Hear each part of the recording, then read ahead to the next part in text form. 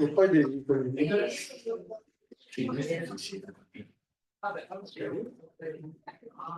e poi bisogna togliere le vedi da qui, devi fare esatto più altro e devi nascondi i controlli di rimanenti. Sì. Perfetto.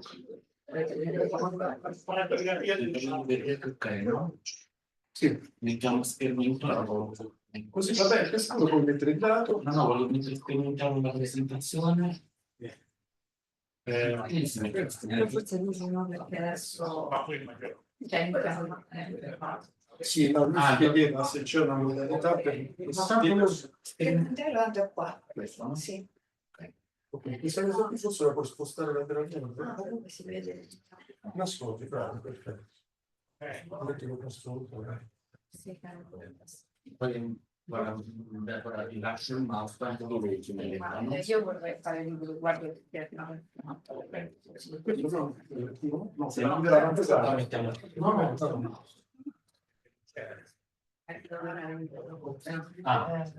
Metti là vicino come preferisci. Il mouse facciamo anche indietro.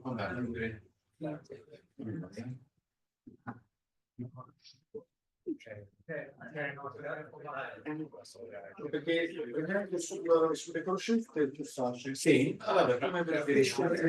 Sì. No, vabbè, se faccio Sì. Per il flash? Posso stare seduta? Sì, sì. Come preferisci? Tanto lo vediamo. Sì. E se preferisci libera il computore per andare dentro, ok. No, Filippo, grazie tantissimo. Grazie, ciao Prof. Questo perché si deve venire prima, no? Sì. C'è sempre una sorpresa. Sempre una sorpresa. Adesso è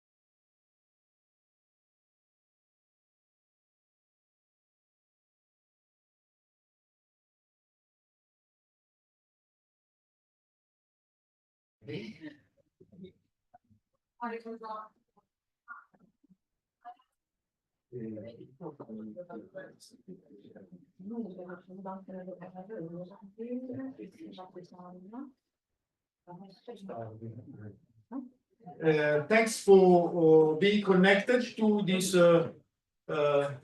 Sapienza Neuroscience Series 2025. This is an event for educational purpose for the PhD fellows of the Doctoral Course in Neuroscience and Psychiatry in Sapienza University of Rome. And today we have as a speaker an early stage researcher of the European Marie Curie Doctoral Network CombiDiag project is Dottoressa Deborah Romualdi from the Institute of Health Carlo III in Madrid, Spain, which is an operative unit of the Marie Curie Doctoral Network CombiDiag. She is active in the field of fluid biomarkers in Alzheimer's disease and related pathologies, and is part of an action to validate innovative biomarkers that could be used at the point of care of patients, even at homes in the future. And so it is my pleasure to leave the floor to Deborah. Thank you. I will share my presentation.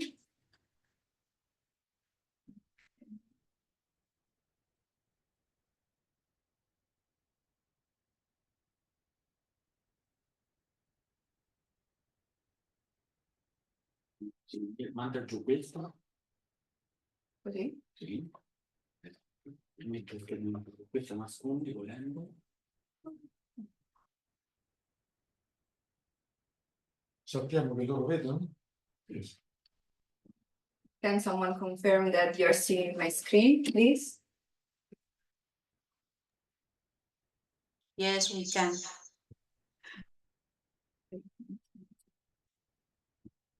Okay. So as Professor Babiloni introduced me, my name is Deborah Romualdi, and today I will briefly discuss a little bit about my project that is titled The Role of Salivary Lactoferrin in the Development and Progression of Alzheimer's Disease and its Potential Role as Diagnostic Biomarker. Before introducing my project, I would like to make a disclaimer about the specifics of the specific goals of the project and the consortium in which it is part of, which is to identify biomarkers for the early detection of Alzheimer's disease.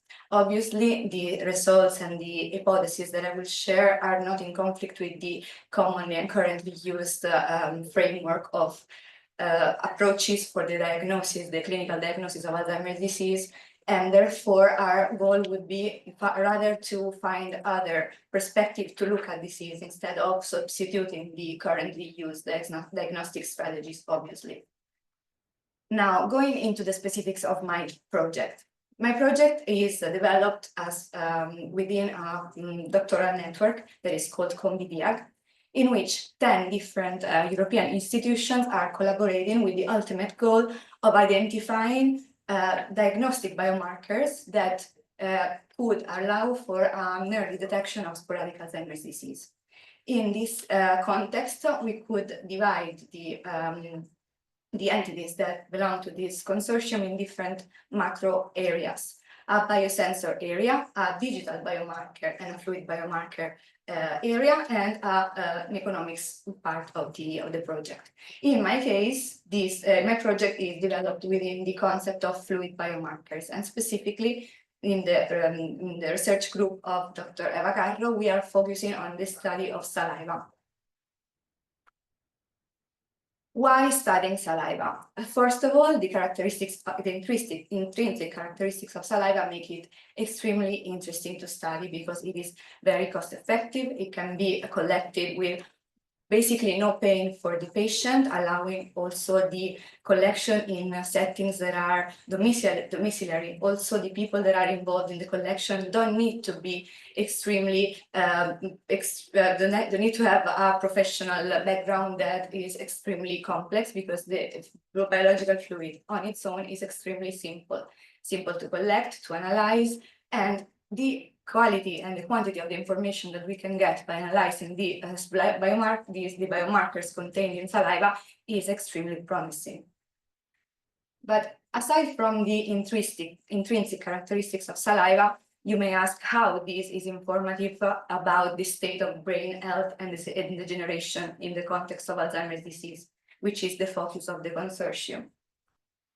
Actually, the link between salivary flow and composition, so the proteins that are contained in saliva, and the state of health of the brain is much tighter than we would imagine, because its flow and content are directly connected with the autonomic nervous system functioning. It is the parasympathetic and sympathetic system that induce the production and release of lactoferrin within the networks of signaling of these two neurotransmitters, acetylcholine and norepinephrine. Therefore, the link between salivary flow and composition and the state of health of the individuals is tightly linked. In fact, these two neurotransmitters, by binding their specific receptors in the axillary glands of salivary cells, salivary glands, are able to induce not only the production and release of saliva, but also the synthesis of proteins that are contained in this biological fluid. Therefore, since these neurotransmitters and the communications behind their production is developed in the brain, these changes that we could observe in saliva are directly linked to the well-functioning of the central nervous system. Interestingly, the areas of the brain that are involved in this control of salivary flow and composition are also the earliest region that are affected by Alzheimer's disease. In fact, both tau pathology and amyloidosis tend to develop in the earliest stages within the preclinical phase of the pathology in the limbic system that is tightly linked to the salivary glands via parasympathetic signaling.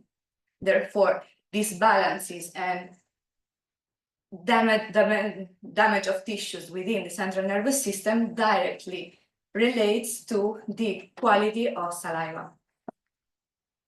These are the reasons why in the last few years increased interest rose around the study of salivary biomarkers. In fact, many of the species that are commonly studied in other biological fluids are also being investigated within the context of salivary biomarkers in the saliva samples. In our lab, in Dr. Carro's research group, we are focusing on this specific polypeptide that is called lactoferrin. The characteristics of lactoferrin that I will discuss further in the presentation will be its multifunctional characteristics, so it exerts several functions within several physiological and pathological mechanisms, and its expression in different districts of the bodies. And I will focus now on its expression in saliva specifically. Why studying this protein?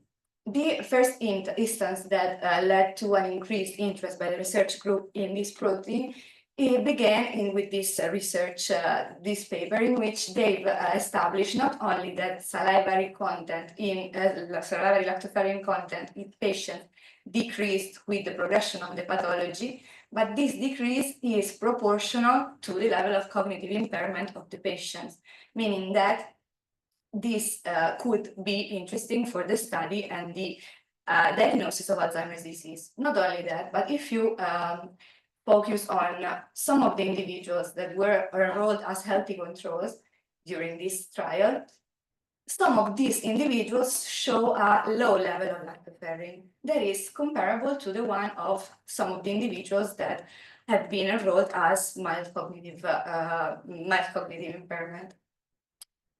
These individuals were enrolled because they had not been diagnosed with Alzheimer's disease, but actually within 5 years of this collection, the individuals with low level of lactoferrin in their saliva had been diagnosed with Alzheimer's disease. Also, this information hinted that the diagnostic value of Alzheimer's disease might be of salivary lactoferrin for Alzheimer's disease might be extremely interesting.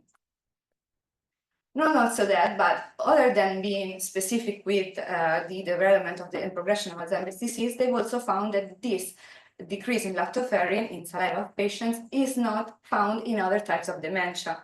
In fact, combining with patients with frontotemporal dementia and Parkinson's disease, this reduction has not been found.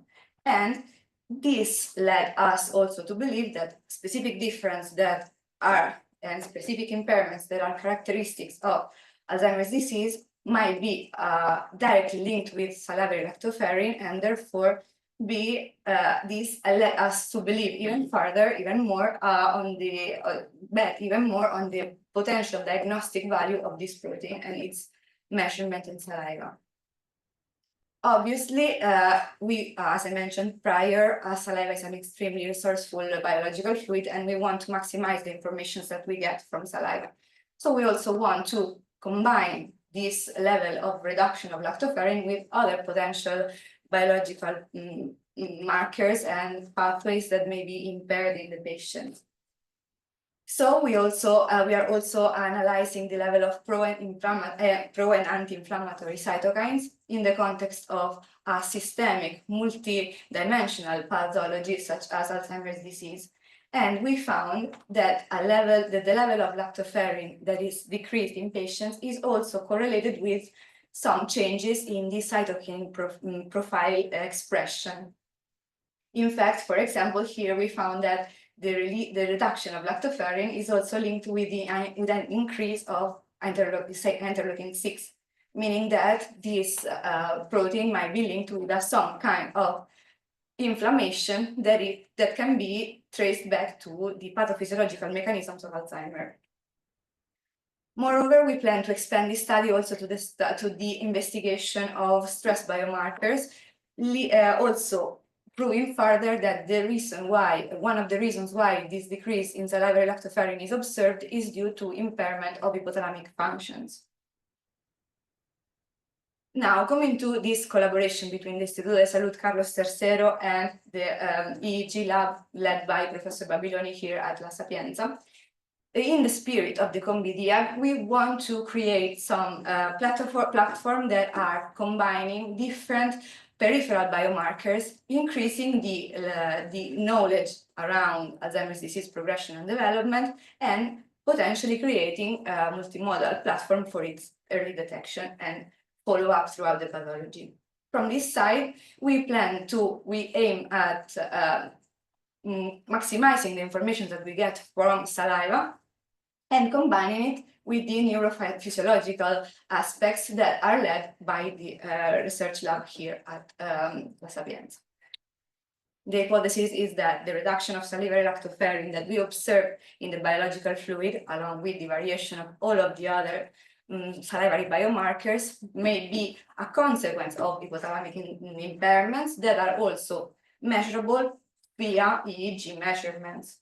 So the combination of these two methods in the spirit of the CombiDiag consortium would be to find and combine two different indirect measurements of hypothalamic impairment with different potential advantages. Creating this kind of platform would allow to have a greater diagnostic accuracy, so better understanding why these measurements and these biomarkers change can lead us to better understand the pathology and its progression. It can allow us to screen and monitor the disease progression by combining different methodologies that are non-invasive and easily applicable. And the data integration can allow us, again, to deepen our understanding on what are the pathophysiological mechanisms that are occurring during pathology. Now, going back to the protein that is our main focus. As I was saying, lactoferrin is a multifunctional protein and is expressed in different districts of the body. About its multifunctionality, some of the main functions that it has been recognized to exert are involved in the immunomodulation. For example, it's produced by neutrophils and released during situations of inflammation. It is also involved in iron homeostasis because it has some iron binding domains within its structure, and is involved also in the maintenance of an homeostatic environment between host and microbiota in different districts of the body, such as the mouth. It is also found in different districts of the body. So it is until now, I spoke about its peripheral expression, specifically in saliva. And we, of course, as I was mentioning, plan to expand this study and further validate it, hopefully in combination with other biomarker strategies.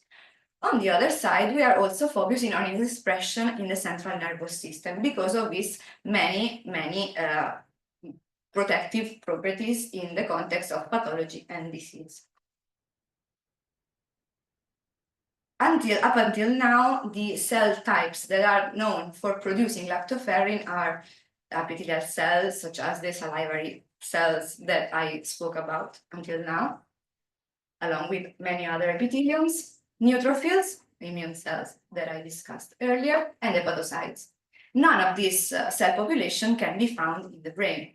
except for maybe neutrophils in the case of stroke, or in general in the case of an exceptional situation. So in homeostatic conditions, we would expect to not see any cell-producing lactoferrin, therefore to not see any lactoferrin.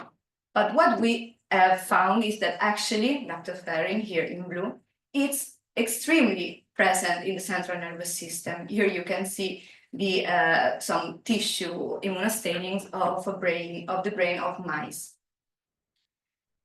And also, not only that lactoferrin is produced in the brain, but we also hypothesize that this production may be led by microglial cells, which are these cells in green. Microglial cells are the immune resident cells of the brain. Therefore, we hypothesize also that this production and release in the extracellular environment is a consequence of some immunological mechanisms that may be altered during the development of Alzheimer's disease, that is characterized by a huge level of neurodegeneration.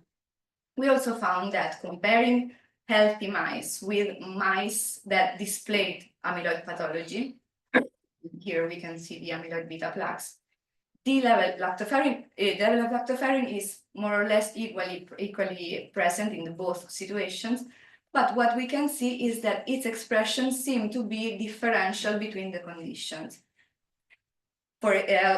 Meaning that within physiological conditions, we find lactoferrin produced in the brain and is produced by microglia, but whenever amyloidosis is developed and a state of neuroinflammation is established, this protein seems to be expelled in the extracellular space, probably in the context of an immunomodulatory mechanism that we plan to further analyze. And since this state depends tightly on the state of activation of these cells, now I'm currently working on evaluating the potential stimuli that trigger this production in microglial cells, in order to confirm the experimental results obtained in mice, but also to potentially investigate some of the pathological and physiological mechanisms in which lactoferin's production and release is occurring physiologically in the brain. So to conclude, we are focusing on salivary lactoferrin as a potential biomarker for Alzheimer's disease, and we plan to expand this study to new cohorts and to combine this study with other peripheral biomarker studies. And at the same time, we are focusing on microglial lactoferrin, meaning that we want to further understand what is its role within the CNS. So this is all from me.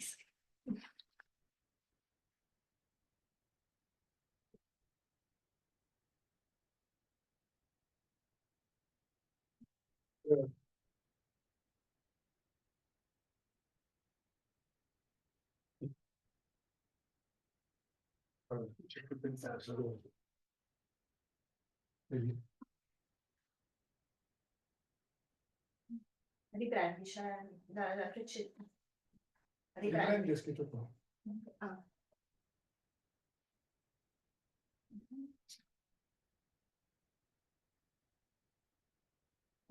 Però te lo dico. Ah, ok. Ok. Ok. Okay, Thank you for your attention. thanks a lot to Deborah for this really nice intervention. I don't know if people connected via web can hear me.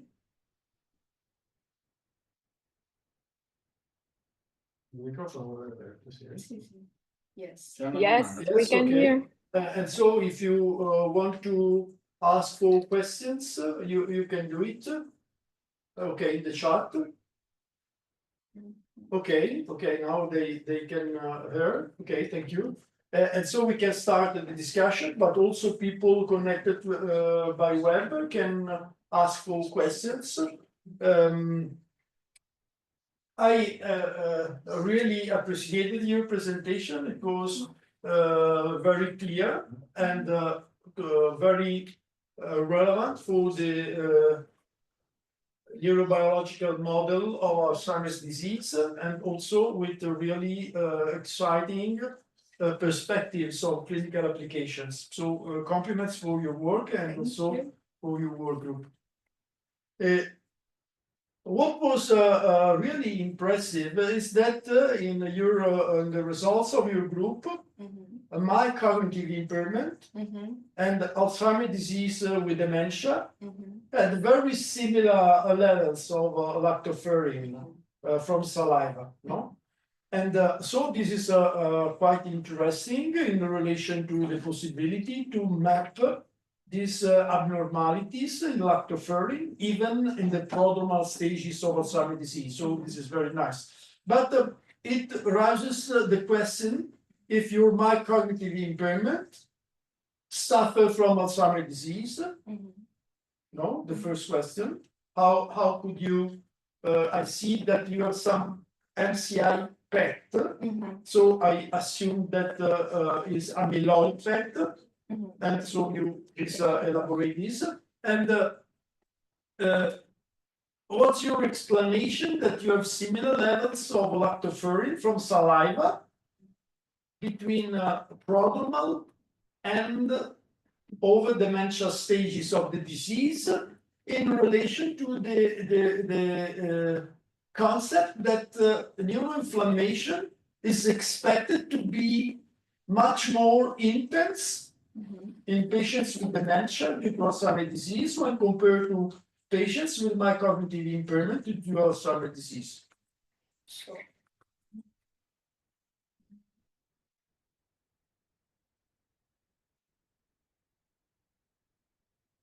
Here. About the first question, for example, here, obviously the basics are, as I was also discussing before beginning this presentation, all of the possibility that we have to link the level of salivary lactoferrin with Alzheimer is based on the co-evaluation of other elements. So it's not only the level of salivary lactoferrin that defines Alzheimer's patient or Alzheimer's mild cognitive impairment. So it's always based on other assessment, of course. For example, here is mild cognitive impairment with a positive PET scan. So it's confirmed that it's going to develop into Alzheimer. And whenever this PET scan is negative, here is frontotemporal dementia, but I didn't put it in the slides, but there's also results on mild cognitive impairment with negative PET scan. In that case, we see a level of lactoferrin that is compared to those of healthy individuals. So only whenever the PET scan is positive, so they have been diagnosed with Alzheimer, this level is found to be reduced. I don't know if I replied. Yeah, I see. So Yeah. it's the combination between the Alzheimer's disease diagnosis with this level of reduction. It's not solely the level of reduction. And this content is reduced. Maybe it's not a huge reduction between mild cognitive impairment and Alzheimer's. This was your second question, but it's obviously significantly lower compared to the control. And we can see a tendency to increase the level of reduction.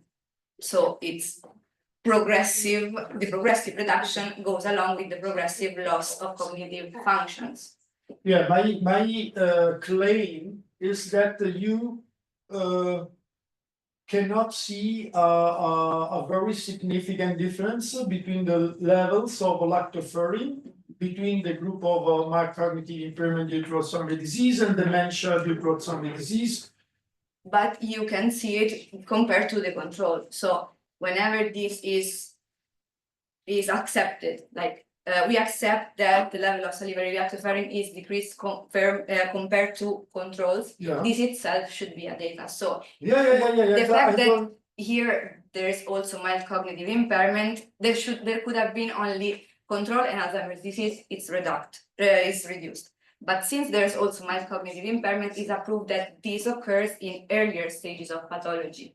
And this I agree with this data, and it's not in question. No, it's very clear the difference. My point is, what's your explanation of the lack of difference in lactoferrin between myocognitive impairment and dementia when you have Alzheimer's disease, because we expect that you have a progression of the disease with an increase in brain amyloidosis, in tauopathy, in neuroinflammation when you reach the stages of dementia with Alzheimer's disease, no? Yes. I would trace it back to the reason why we define it as an early stage biomarker, because since the regions of the brain affected that cause this reduction are the ones that are affected in the earlier stages, maybe there's a baseline, maybe there's the level that below that level it cannot go. It's not that. What I'm trying to say is that if the region of the hypothalamus triggering this release is impaired in the earliest phase, and this reduction is seen in saliva, it's not that other regions of the brain are going to be impaired and other pathophysiological mechanisms are going to occur, and it's not necessarily linked to an overall even more increased level of reduction of salivary lactoferrin. Yeah, so Maybe that's it, the level that No, we yeah, get I with. understand. So your model is that when microglia receive some signals related to the presence of amyloidosis or tauopathy in Alzheimer's disease, immediately, even at the stage of the prodromal level of the disease, there is a release of all or almost all lactoferrin About this, produced in microglia. No, this is the idea. No? When you receive the first process of neuropathology, immediately you release all. No, this is the concept. yes, but also I would like to point out that whenever we're speaking about salivary lactoferrin and microglial lactoferrin, we are speaking about the same protein but produced by different cell types in different districts of the body. So when we are looking at the level of salivary lactoferrin among other metabolites in saliva, we are looking at the product of caused by the impairment of the central nervous system, but produced by saliva. Yeah. So there Whereas are different mechanisms. Your point is that if you have some measures from cerebrospinal fluid, for example, yes, maybe you could find that some disease patients with dementia have a stronger reduction of lactoferrin, no, in cerebrospinal fluid, no, because this is reflecting what is happening within the brain. But this, we have no way of saying that the lactoferrin that we measure is produced by microglia, because on itself, the fact that microglia produce lactoferrin is something new that has not been discussed. Like this paper that I put here is from 2001, and after that, none has spoke about the production of microglia, the production of lactoferrin by microglia. So since we found this is a completely new data, therefore there is not a lot of information around it. And if we measure lactoferrin from other districts of the body, at this moment we cannot say this is microglial lactoferrin. So the context of studying microglia within the brain is about its physiological role, aside from its role as biomarker. Is okay, we see that there is microglia that produce lactoferrin. Why? And if we better understand the reason and the mechanisms in which it is implied, it may also allow us to better understand the mechanisms in which it is implied in saliva. Yeah, you're right. Also, another thing that I didn't put because of time restrictions, one of the characteristics of lactoferrin that I mentioned very briefly is its antimicrobial action. And this antimicrobial action might be extremely important in the context of brain health, because whenever it's deficient, we shift into a situation of dysbiosis that, due to the leakage of the blood-brain barrier and the overall level of, it's a multidimensional chronic disease in which a lot of factors occur. Therefore, it's not just I see lactoferrin in the cerebrospinal fluid, so it means that it's produced in the microglia, and it's an index of that. Yeah. Now I understand your point. Your point is that we have this phenomena, but we don't know if the changes in lactoferrin in the brain in relation to microglia and the neuropathology interaction. We don't know if we have the same changes of lactoferrin in the brain in relation to microglia reaction. And the macroglia and the lactoferrin that you can find in the saliva, and it's related to saliva glands and the interaction with the hypothalamus, no, and autonomic nervous system, no. So we have these two nice phenomena, but we don't know now if there are some interactions or some covariance or some unique mechanism, no? They could be partially independent, no? Yes, but because it's the same protein, but depending on the districts in which we are looking at it, it exerts several functions, and we need to understand why. And if this is lacking in the central nervous system during Alzheimer's disease, this might be an index of some other kind of damage that we don't know at this moment. Yeah, so this is there's the role as salivary biomarker and the role as peptide. Yeah, I have a little question. So first of all, thanks for the presentation. It was super nice, super well structured and very interesting.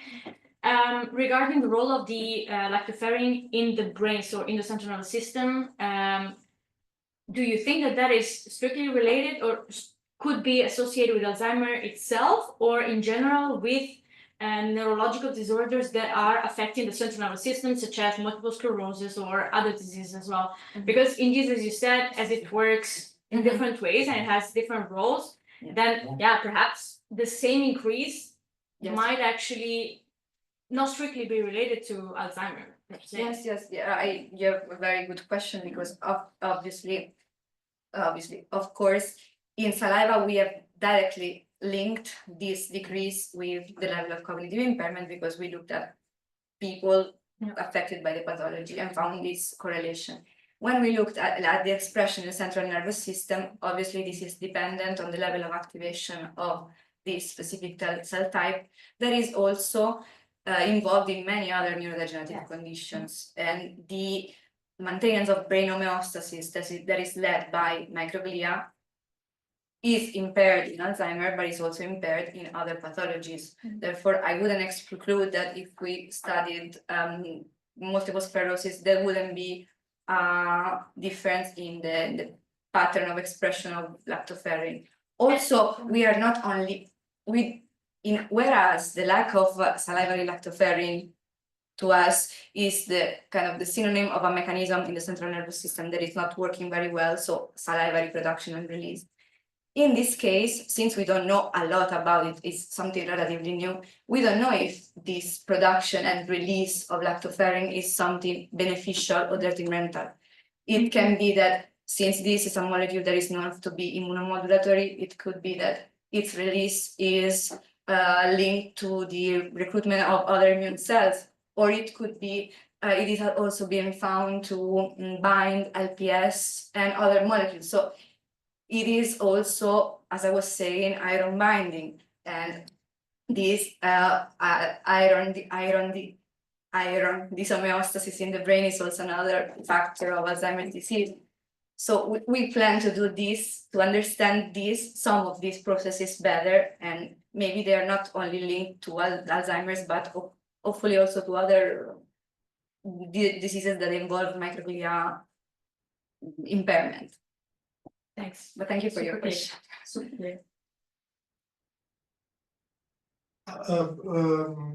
Can you interrupt your presentation so we can see if there are not just in the red one. Yes. Okay, so we can check if there are questions from the audience. And another interesting part of your presentation was the fact that the autonomic nervous system is implied in the modulation of salivary glands, and the production of lactoferrin in saliva, no? And so this implies that of course you are mapping the interaction between the hypothalamus and the both sympathetic and parasympathetic components of autonomic nervous systems. So one would expect a relation also in some abnormalities in the vegetative reactions. For example, heart rate, blood pressure, and sweet, no, or digestion, no, for example, no, because the systems are regulating also other functions. So it's interesting that in the cooperation within the European project CombiDiag, you are interested also in some telemonitoring, no, home telemonitoring of heart rate or other functions and so on. Can you elaborate if you have data, preliminary data on the relation between lactoferrin and some vegetative functions or abnormalities of vegetative functions in Alzheimer's patients? Well, of course, as in the spirit of the consortium, we would love to combine as many biomarkers as possible. At this moment, it has only been developed within a clinical setting. Therefore, it has always been like the patients that have been analyzed, that have been collected the saliva from and studied are in which this process has been investigated have been clinical patients and not domiciliary settings or telemonitoring. For example, to be more specific, you know, you have your clinical results of the patients with Alzheimer's disease. You can see if you have some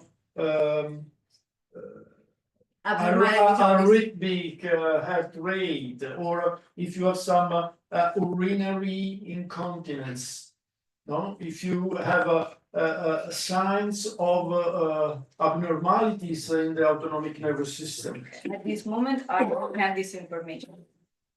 I know that I always speak more about the biological point of view and the study of the mechanisms like within systems, and I'm not that directly in connection with the clinical settings of the patients, of course. The reason behind the hypothesis of hypothalamic deficits has also been linked with the analysis in animal models of the reduction of acetylcholine and the impairment of receptors of the acinary cells. Therefore, the explanation has been more of a biomolecular explanation of that explains that this mechanism is impaired. Therefore, we are assuming that this is the consequence. Of course, it would be very interesting to combine this with other assessments of all of the autonomic. Even due to the fact that this can be a relevant confounding variable. No, if you have people with a heart rate or arrhythmic heart, or for example, high blood pressure in relation to abnormalities in autonomic nervous system, or urinary incontinence or something similar, or problems in digestion. No, if you have these signs, autonomic signs, related to your lactoferrin, no, as a sign of abnormalities of hypothalamic interaction with the autonomic nervous system, you can have a confounded results, no? Okay. Of course, we should look into that. Yeah. Because at this moment, I don't have this kind of information. Yeah. I would like very to good. look into that. Okay. Are there other questions, or if not, I thank again Deborah for Yes, thank you very much. Just a brief look to the chat. If you can move the mouse to see if there is something in the chat. not. So I thanks a lot also the researchers connected to the session today, especially Professor Eva Carro, who is the supervisor of Deborah's work, and speaking, but I would like to thank Claudio all of your effort to welcome Deborah in your lab. And I need to. we try to yeah. We cannot. can you hear me? Yeah, but you can change the The output. yeah. No, in the same place, and you try to. Yeah, you can help us to seconds. Yeah, sorry, just a second, Eva. We're trying to.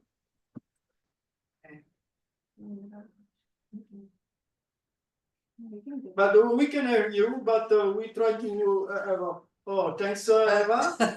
Hi.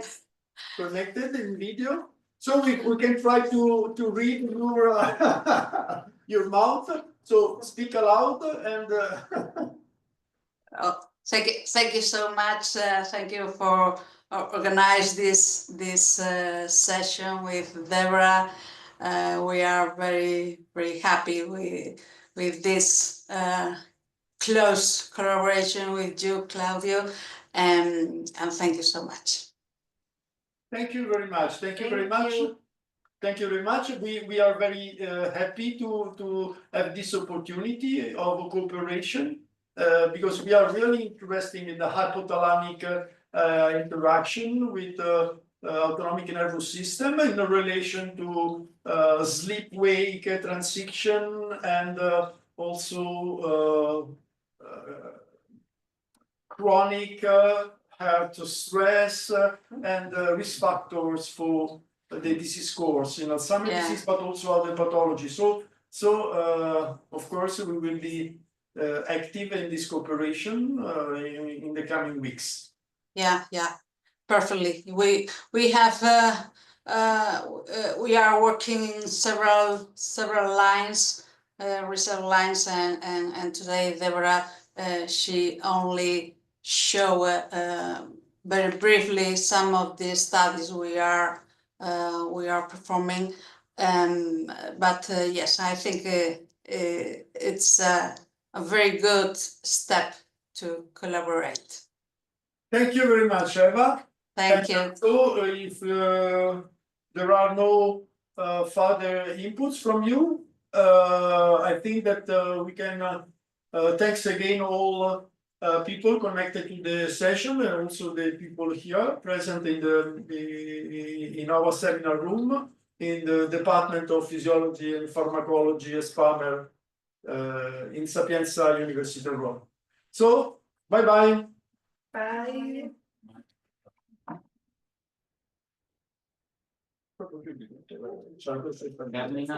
No,